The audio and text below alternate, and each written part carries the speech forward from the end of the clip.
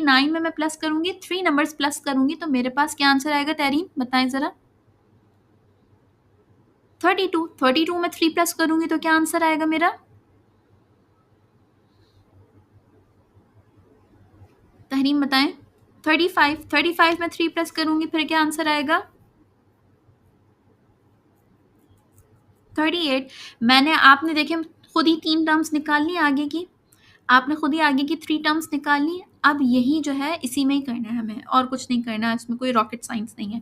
ये 1/3 है, 1/2 है, 2/3 है, और आगे की आपको 3 टर्म्स फाइंड करनी है।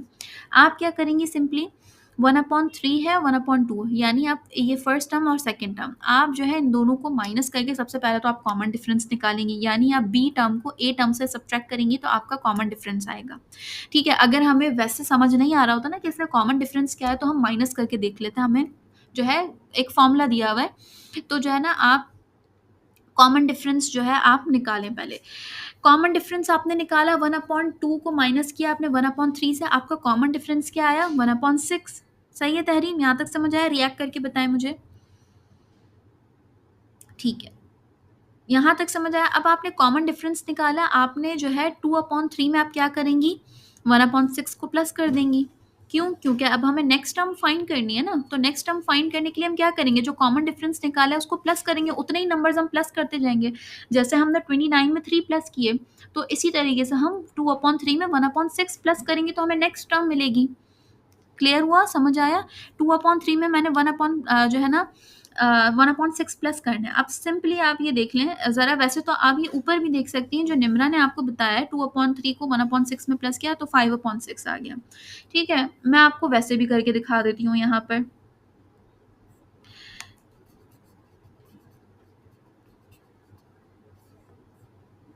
ये देखें, मेरे पास है 2/3, मैंने इसमें प्लस करना है 1/6। ठीक है, आपने इसको यहाँ मल्टीप्लाई किया, यहाँ मल्टीप्लाई किया, ये हो जाएगा 6 2 ज़ा 12 प्लस 3 1 ज़ा 3।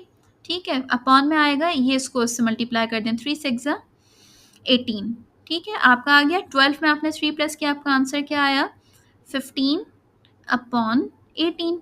ठीक है, 15/18 डिविजिबल है एक दूसरे से ना, तो आपने किया इसको 3 5 ज़ा 15 और 3 6 ज़ा 18, आपका आंसर क्या आया, 5/6।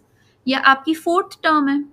ठीक है, अब आप फोर्थ टर्म आपने फाइंड कर ली 5/6। अब आपको क्या करना है, फिफ्थ टर्म फाइंड करनी है, तो आप इसी में ही ऐड करेंगी ना। जैसे मैंने जो है 29 में 3 प्लस किए तो मेरा आंसर आ गया 32। अब आपने मुझे खुद ही बताया कि 32 में मैम 3 प्लस करेंगे तो 35 आएगा। इसी तरीके से 5/6 में आप और 1/6 ऐड कर दें तो आपके पास फिफ्थ टर्म आ जाएगी। आपने जो है 5/6 में ऐड करा 1/6। अच्छा, डिनोमिनेटर सेम है तो यहाँ ऑल 6 आ जाएगा। ठीक है, 5 में 1 प्लस किया 6, 6 से कैंसिल हो गया, आपके पास 1 आ गया, आपके पास फिफ्थ टर्म आ गई 1। अब आपको जो है सेवन्थ टर्म फाइंड करनी है, सॉरी सिक्स्थ टर्म आपको फाइंड करनी है। अब आप सिक्स्थ टर्म कैसे फाइंड करेंगी, इसी में ही आप 1 में जो है ना वो ऐड कर देंगी 1/6। आपने 1 में ऐड कर दिया 1/6, आपका आंसर क्या आया, ये 6 इससे मल्टीप्लाई होगा, 6 1 ज़ा 6 और ये 1 और 1 ही है तो ये 1 ही रहेगा इधर। ठीक है, अपॉन में आपका आ गया 6। ठीक है, तो आपका आंसर क्या आएगा, इसके बाद 6 में 1 ऐड किया आपने, 7/6। 7/6 आपकी जो है 6 टर्म आ गई। समझ आया Tahreem, very good Ayesha. Third term जो है क्लियर हुआ, ओके हिफ्सा। चलें आगे बढ़ते हैं। यह आपकी है कौन सी सीक्वेंस है, अर्थमेटिक प्रोग्रेशन। अर्थमेटिक सीक्वेंस या अर्थमेटिक प्रोग्रेशन का है, दोनों एक ही बात है। अर्थमेटिक प्रोग्रेशन में हम क्या करते हैं, हमारे पास एक फिक्स्ड पैटर्न होता है जिसको हम फॉलो कर रहे होते हैं, जिसमें एडिशन हो रही होती है। ठीक है, फिक्स्ड पैटर्न है, फिक्स्ड इसमें वो है एक रूल है, उसको हम फॉलो कर रहे हैं। ठीक है, एडिशन के थ्रू एडिंग कर रहे होते हैं, हम ऐड कर रहे होते हैं, नंबर एडिशन कर रहे होते हैं। ठीक है, अब आती है हमारे पास ज्योमेट्रिक सीक्वेंस यानी ज्योमेट्रिक प्रोग्रेशन। अब ये क्या चीज़ है, यानी इसको हम देखते हैं, each term is obtained by multiplying the previous term by a constant number. हमारे पास नई टर्म ऐसे मिलती है कि हम पिछली वाली टर्म से जो है ना हम अ, हम जो है ना मल्टीप्लाई कर रहे होते हैं। इसमें जो है ना ज्योमेट्रिक में जो है ना आप समझें, इसमें आप सिर्फ मल्टीप्लाई कर रहे होंगे, मल्टीप्लाई के थ्रू आपको नेक्स्ट टर्म मिल रही होगी। उसमें हम एडिशन कर रहे थे, इसमें हम मल्टीप्लिकेशन कर रहे होंगे, और कोई नई चीज़ नहीं है। होगा इसमें भी एक फिक्स्ड पैटर्न होता है, एक फिक्स्ड रूल होता है, क्योंकि है ये सीक्वेंस। हर सीक्वेंस की टाइप में एक फिक्स्ड नंबर, एक फिक्स पैटर्न, एक फिक्स रूल फॉलो हो रहा होता है, ठीक है। अब अर्थमेटिक प्रोग्रेशन में क्या हो रहा था कि हम अर्थमेट वो परफॉर्म कर रहे थे, हम एडिशन परफॉर्म कर रहे थे, ऐड कर रहे थे नंबर्स को। ज्योमेट्रिक सीक्वेंस में क्या होगा, इसमें भी होगा, एक सीक्वेंस ही फॉलो हो रही होगी, एक पैटर्न ही फॉलो हो रहा होगा, लेकिन इसमें क्या हो रहा होगा, इसमें मल्टीप्लाई हो रहा होगा और कुछ नहीं होगा, ठीक है। एक कांस्टेंट रेशो होगा इसमें, ठीक है। वो रेशो क्या होता है, अब मैं आपको बताती हूँ। इसका अच्छा एक फॉर्मूला होता है। फॉर्मूला जैसे हमने ऊपर वाले का फॉर्मूला था कि अगर हमें nth टर्म फाइंड करनी है, यानी हमें आगे कोई भी टर्म फाइंड करनी है, nth टर्म फाइंड करनी है, तो उसका एक फॉर्मूला था a plus bracket n minus one into D. इसका फॉर्मूला क्या है, इसका जनरल फॉर्मूला क्या लें आप, या हाँ, ठीक है। अब जो है ना इसका फॉर्मूला क्या है, ए आर ऊपर पावर में n माइनस वन। अच्छा, आर पर ही है ये n माइनस वन, आर की पावर है n माइनस वन। आर क्या है हमारे पास यहाँ पे, ए आपको पता है फर्स्ट टर्म है, आर क्या है हमारा कॉमन रेशो। ये हम पिछली वाले सीक्वेंस की टाइप में अर्थमेटिक सीक्वेंस में हम क्या कर रहे थे, कॉमन डिफरेंस फाइंड कर रहे थे। यहाँ पे हम कॉमन रेशो फाइंड करेंगे। कॉमन डिफरेंस हम कैसे फाइंड कर रहे थे, सेकंड टर्म को फर्स्ट टर्म से माइनस करेंगे, तो अब हमारे पास कॉमन डिफरेंस आ जाएगा। हमाद, आप सुन रहे हैं, आपको समझ आ रहा है? शमीम, आपको आ रहा है समझ में? नाजिया, आप भी बताएं मुझे। शमीम कहाँ रह गई? चलें, खैर आगे बढ़ते हैं। ठीक है, अब कॉमन रेशो हम कैसे फाइंड करते हैं, आप फॉर सेकंड टर्म को, ओके इट्स ओके, मैं आपको रिकॉर्डिंग सेंड कर दूंगी। अब आप जो है कॉमन रेशो कैसे फाइंड करते हैं, आप सेकंड, अब मुझे अच्छा बताएं, कॉमन रेशो कैसे फाइंड कर रहे होंगे हम, कोई भी आइडिया मुझे दें। कॉमन रेशो कैसे फाइंड करते हैं, उसमें तो हम माइनस कर रहे थे सेकंड टर्म को फर्स्ट टर्म से, तो इसमें हम सेकंड टर्म को क्या करेंगे फर्स्ट टर्म से कि कॉमन रेशो आएगा।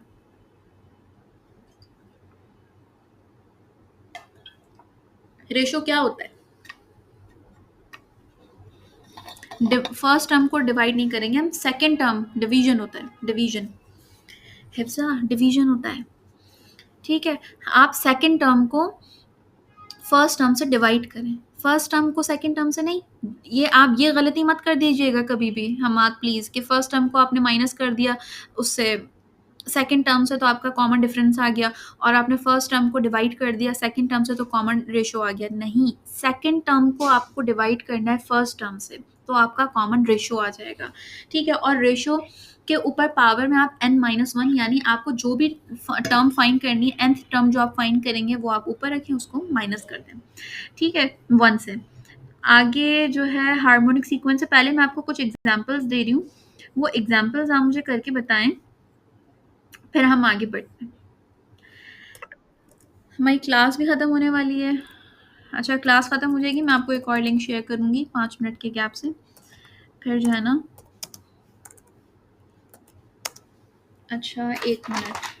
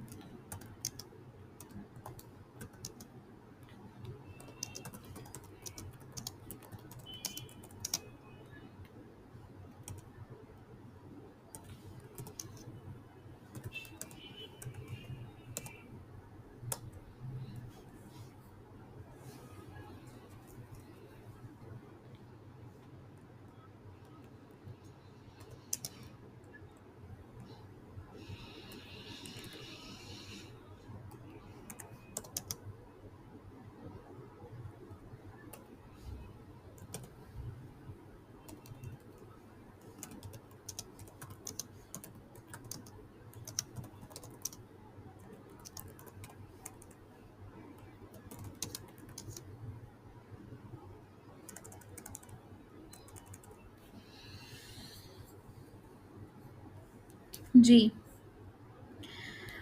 अब ये देखें, आपकी जो है एक सीक्वेंस मैंने आपको दी है 3, 6, 12, ठीक है, एंड सो ऑन। अब आपको नेक्स्ट 5 टर्म्स फाइंड करनी है आपकी, और 88 टर्म फाइंड करनी है। पहले आप नेक्स्ट 5 टर्म्स फाइंड करेंगे हम, ठीक है। नेक्स्ट 5 टर्म्स हम कैसे फाइंड करेंगे? सबसे पहले हमें पता होना चाहिए, अच्छा, हमें ये पता होना चाहिए, हमें कैसे पता चलेगा ये ज्योमेट्रिक प्रोग्रेशन है कि अरिथमेटिक प्रोग्रेशन है? आप लोग के ज़हन में किसी के ज़हन में सवाल आया कि भाई हमें कैसे पता चलेगा एमसीक्यूज़ में कि ज्योमेट्रिक प्रोग्रेशन है कि ये वो है अरिथमेटिक प्रोग्रेशन है, ठीक है। तो हम इसका ना एक तरीका होता है। जी, ठीक है, चलें, हमारे अच्छे बच्चे हैं। इसका ना एक तरीका होता है, आपको एक सीक्वेंस दी हुई 3, 6, 12, आप ना पहले अरिथमेटिक प्रोग्रेशन चेक करें।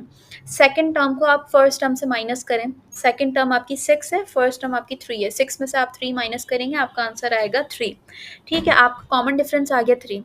अब आप जो है थर्ड टर्म को सेकंड टर्म से फाइंड करें कि भई आपने कॉमन डिफरेंस सही निकाला। आपकी थर्ड टर्म है 12 और सेकंड टर्म है 6, तो आप 12 में से 6 माइनस करें, आपका कॉमन डिफरेंस क्या आ रहा है? 6। तो आपका पहले में तो कॉमन डिफरेंस 3 आ रहा है, उसके बाद आपका कॉमन डिफरेंस 6 आ रहा है, तो यह अरिथमेटिक प्रोग्रेशन नहीं है, ठीक है, समझ आया? आपका common difference through out the sequence same रहेगा, चाहे कुछ भी हो जाए।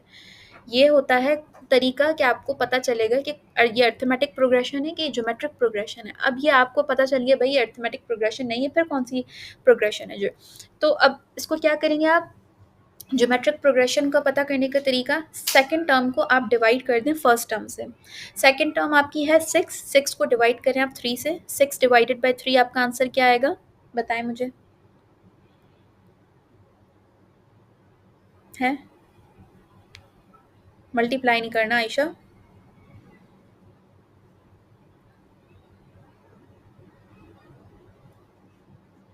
मतलब 2 ना? 2 आएगा, सही है। आयशा मल्टीप्लाई नहीं करना, उसको डिवाइड करना था। ठीक है, 2 आएगा आपका आंसर।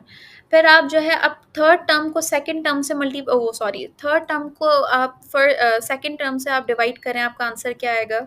यानी आप 12 को डिवाइड करें 6 से, आपका आंसर क्या आएगा देखें? 12 डिवाइडेड बाय 6 क्या आंसर आएगा? 2 आएगा आंसर। कॉमन रेशियो आपका सेम आ रहा है? कॉमन रेशियो आपका सेम आ रहा है? येस या नो? कॉमन डिफरेंस आपका सेम आ रहा है, ये ज्योमेट्रिक प्रोग्रेशन है। आपको ऐसे पता चलेगा कि ये कौन सी ज्योमेट्रिक प्रोग्रेशन है और कौन सी अरिथमेटिक प्रोग्रेशन है। समझ आया स्टूडेंट्स? ठीक है, अब हमें जबकि पता चल गया कि भई ये सॉरी, ये जो है ना ज्योमेट्रिक प्रोग्रेशन है, तो हम आगे की टर्म्स भी फाइंड कर लेंगे, इसमें क्या बड़ी बात है। हमें क्या करना है, मतलब आपको पता चल गया कि इसमें जो है आपने जो है एक टर्म तो हमें बता दिया। चलें, अब मुझे जो है इसकी 5 टर्म्स आगे की, मुझे एक लिस्ट में, एक सीक्वेंस में मुझे बताएँ इसकी आगे की 5 टर्म्स क्या होंगी? यानी इसमें मल्टीप्लाई बाय 2 है, आप मल्टीप्लाई करें 2 से। हर नंबर को आप मल्टीप्लाई कर रहे हैं 2 से, तो आपका नेक्स्ट टर्म आ रही है। यानी 6, आपने 3 को 2 से मल्टीप्लाई किया, 3 2 ज़ा 6, फिर 6 को आपने 2 से मल्टीप्लाई किया, 6 2 ज़ा 12, फिर आप 12 को 2 से मल्टीप्लाई करें, 12 2 ज़ा 12 मतलब 12, 12 2 ज़ा, बताएँ आगे, मुझे जल्दी बताएँ। 24, 24 को 2 से मल्टीप्लाई करें, आगे 48, 48 को आगे 2 से मल्टीप्लाई करें। हिफ्ज़ा कहाँ से 50 लेकर आ रही हैं? 96, 96 को 2 से मल्टीप्लाई करें।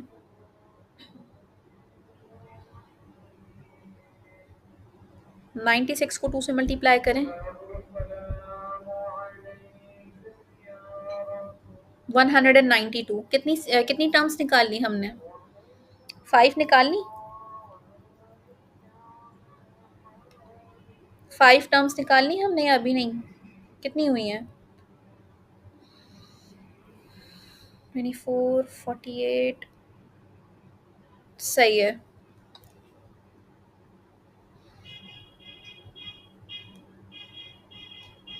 ये आई है ना निम्रा, इनके आंसर मुझे बड़े अच्छे लगते हैं, ये पूरा बता देती हैं। देखें इन्होंने पूरा बता दिया, 12 टू ज़ा 24, देन 24 टू ज़ा 48, 48 टू ज़ा 96, 96 टू ज़ा 192, एंड 92 इंटू 2 इज 324, सॉरी 384।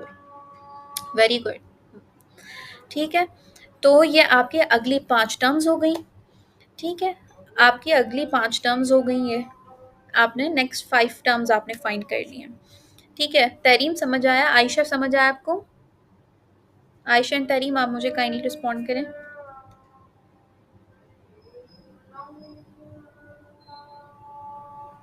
ठीक है, ये डिफरेंस है आपका अर्थमेटिक प्रोग्रेशन में और ज्योमेट्रिक प्रोग्रेशन में।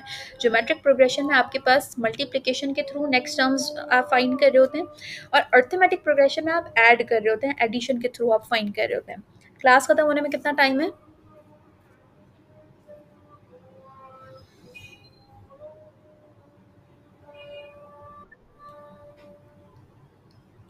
8 मिनट है। तो हम एक काम करते हैं, इसका ना आप स्क्रीनशॉट ले लें, ये जो नेक्स्ट वाला क्वेश्चन है, और आप अभी सॉल्व करने की कोशिश करें। मैं आपको जो है ना नेक्स्ट लिंक शेयर कर रही हूँ, ये वाली जो है ना मैं क्लास एंड कर रही हूँ, सही है? 5 से 10 मिनट में मैं आपको, ये कहाँ से अभी आप सवाल लेकर आए हैं, इसको हम बाद में डिस्कस करते हैं। क्या नाम था आपका? मैं आपका नाम सॉरी भूल गई। ये जिसने मेरे बारे में पूछा है ना, आपका कौन सा डिपार्टमेंट, आप मुझे काइंडली नेम बता दें अपना। 10, यस, मैं आपको बताती हूँ, 1 मिनट। मैं जो है ना ये इसका स्क्रीनशॉट ले लें, इसको सॉल्व करने की कोशिश करें, मैं जो है ना आपको वापस जो है ना लिंक शेयर करती हूँ। ओके देन, क्लास एंड कर दूँ मैं? ठीक है चलें।